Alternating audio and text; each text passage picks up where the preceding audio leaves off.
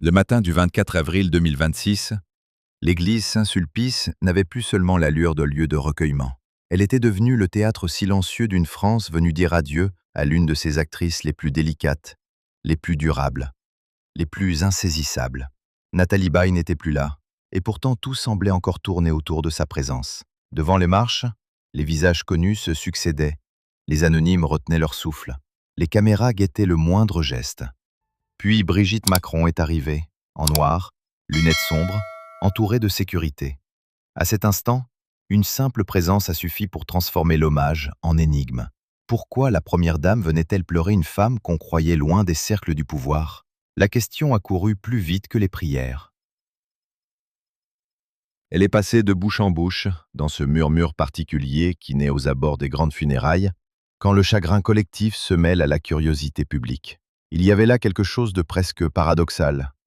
Nathalie Baye avait passé sa vie à fuir le bruit, et c'est dans le silence de son dernier adieu qu'un tumulte venait la rejoindre.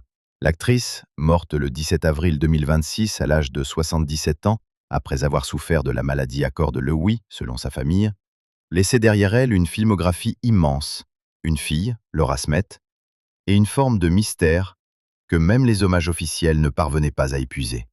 Saint-Sulpice, ce matin-là, ressemblait à un décor trop grand pour une peine si intime.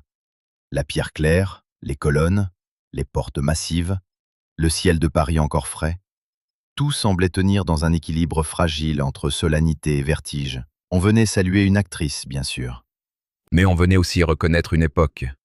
Nathalie Baye appartenait à cette génération d'artistes qui n'avaient jamais eu besoin de crier pour occuper l'espace. Elle avançait sans fracas, avec cette manière française de ne pas confondre célébrité et exhibition. Son nom suffisait. Son visage, à peine aperçu, racontait déjà une hésitation, une blessure, une ironie, parfois une révolte. Et pourtant, ce matin-là, ce n'est pas seulement son œuvre que l'on regardait. On observait les vivants autour d'elle. Ceux qui avaient partagé des tournages, des repas, des silences. Ceux qui avaient traversé sa vie sans toujours apparaître dans les photos officielles. La mort a cette cruauté. Elle réunit autour d'un cercueil des liens que le public n'avait pas toujours su voir. Pourquoi tel visage apparaît-il soudain? Pourquoi tel geste semble-t-il trop chargé? Pourquoi une femme comme Brigitte Macron, exposée à chaque pas, choisit-elle de venir personnellement, alors qu'un simple message aurait suffi? Son arrivée a été l'un de ces moments brefs que les caméras agrandissent. Une silhouette sombre, le visage protégé par des lunettes, une démarche retenue, presque précautionneuse. Rien d'exubérant, rien qui ressemble à une mise en scène. Mais justement, cette discrétion a frappé. Dans les images diffusées par les agences, Brigitte Macron apparaît aux abords de l'église Saint-Sulpice pour assister à la cérémonie, comme d'autres personnalités venues du cinéma, de la télévision et de la vie publique. À l'extérieur, l'attention n'était pas seulement celle du deuil. Plusieurs médias ont rapporté que l'arrivée de la première dame avait suscité des réactions hostiles ou des insultes, preuve que même une cérémonie funéraire pouvait être rattrapée par le climat politique du moment. Était-ce encore un hommage à Nathalie Baye, ou déjà une scène française, trop française, où la peine privée se trouve aussitôt contaminée par la colère publique? La question dérange, mais elle dit quelque chose de l'époque. Même devant un cercueil, certains ne parviennent plus à déposer les armes. À l'intérieur, pourtant, le temps semblait avoir changé de matière. Les bruits de la rue s'effaçaient. Les pas devenaient plus lents. Les paroles, plus rares. La famille avait choisi la retenue, comme si l'élégance ultime consistait à ne pas livrer Nathalie Baye une dernière fois au regard. Laura Smet, sa fille, occupait naturellement le centre émotionnel de cette matinée. Elle n'était pas seulement l'enfant d'une actrice célèbre, elle était la dépositaire d'une intimité que personne ne pouvait entièrement comprendre. Que reste-t-il d'une mère quand le monde entier veut posséder son image? Que peut-on partager sans trahir? Depuis l'annonce de la mort de Nathalie Baye, les hommages avaient souligné la même évidence. Elle n'avait pas seulement joué des rôles, elle avait habité des nuances. La paix a rappelé qu'elle avait marqué plusieurs générations, avec une carrière de plus de 5 décennies et des collaborations avec des cinéastes majeurs comme François Truffaut, Jean-Luc Godard, Claude Chabrol, Steven Spielberg ou Xavier Dolan. The Guardian a aussi rappelé son parcours, ses 4 Césars, son rôle dans La Balance, son passage par La Nuit américaine, le retour de Martin Guerre, puis sa reconnaissance internationale dans Catch Me If You Can et Downton Abbey, A New Era.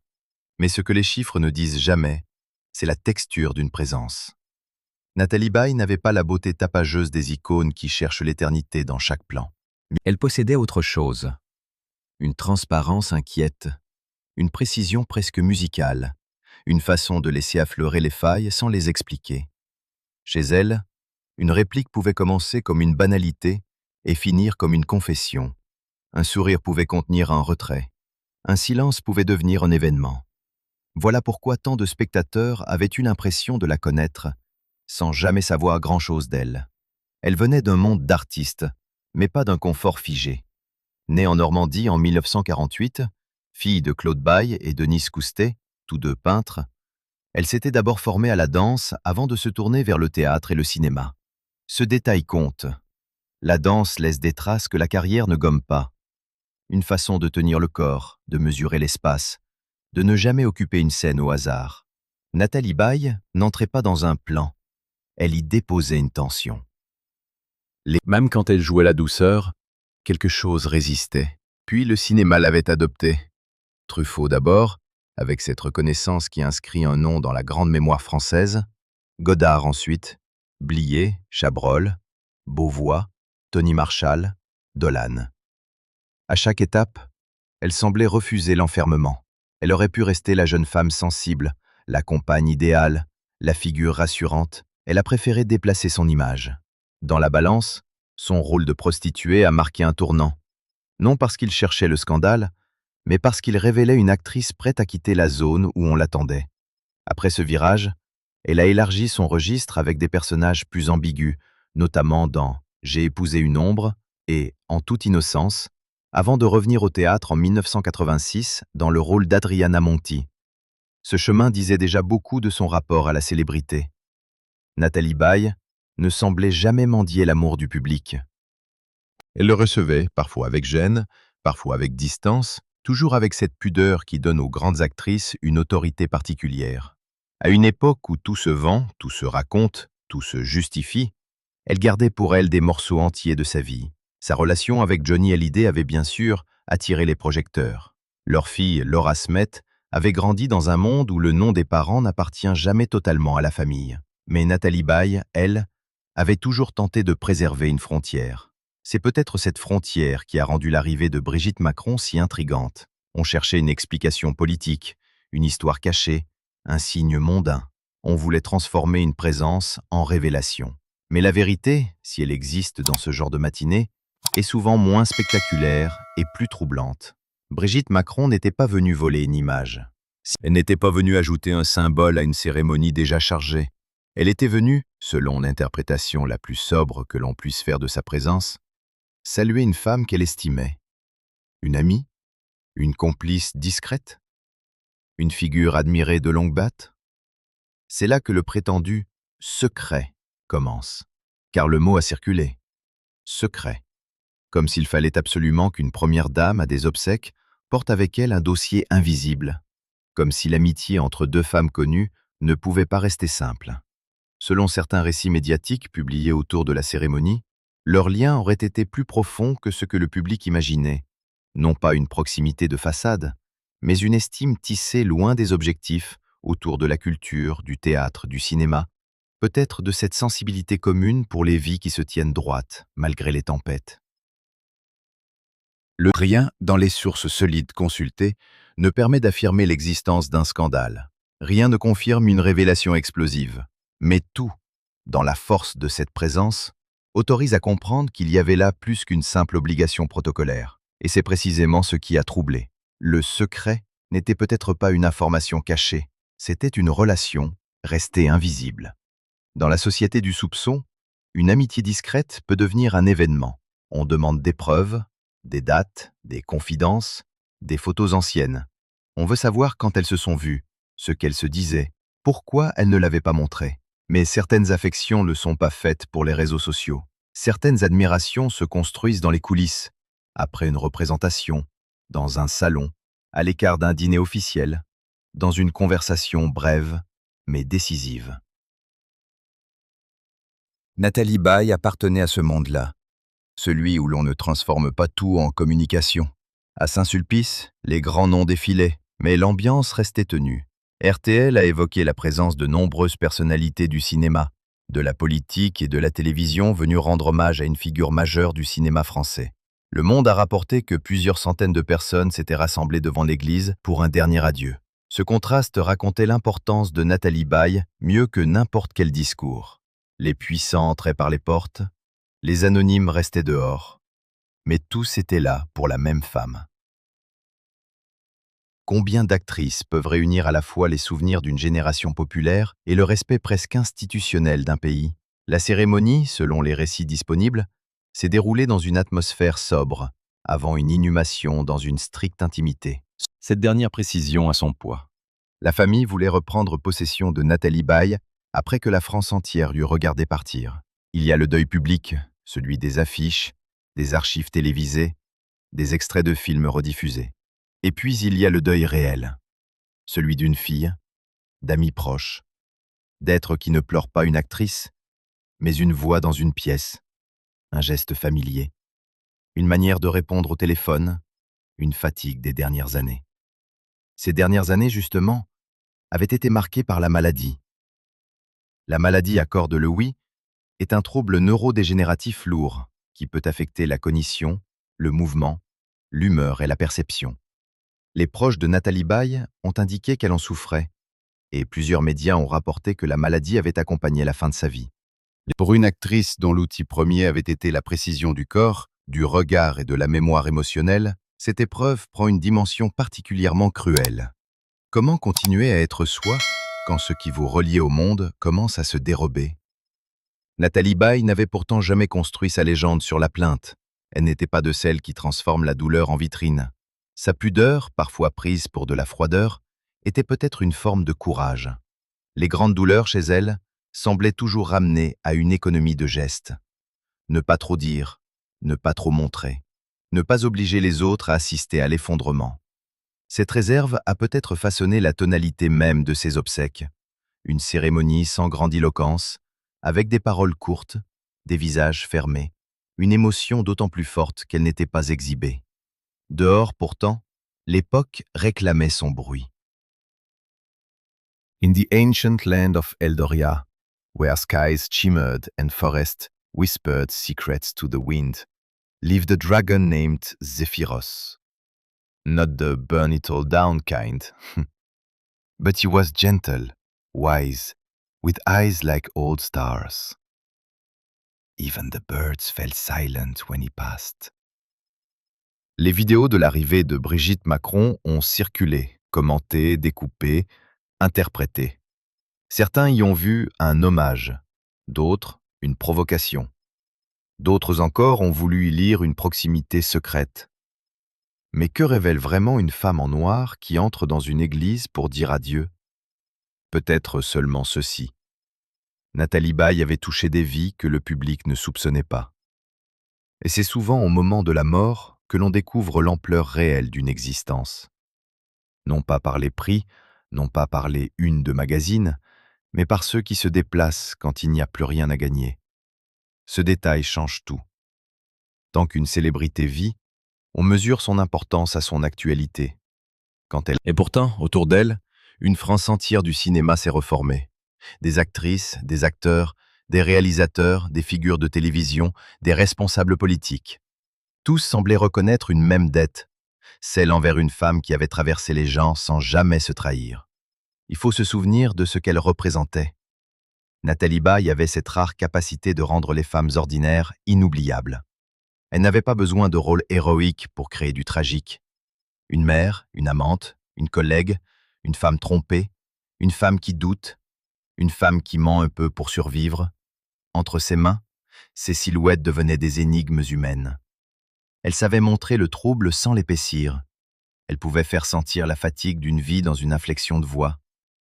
C'est peut-être pour cela que les spectateurs l'aimaient d'un amour particulier, moins bruyant que l'adulation, plus durable que la mode.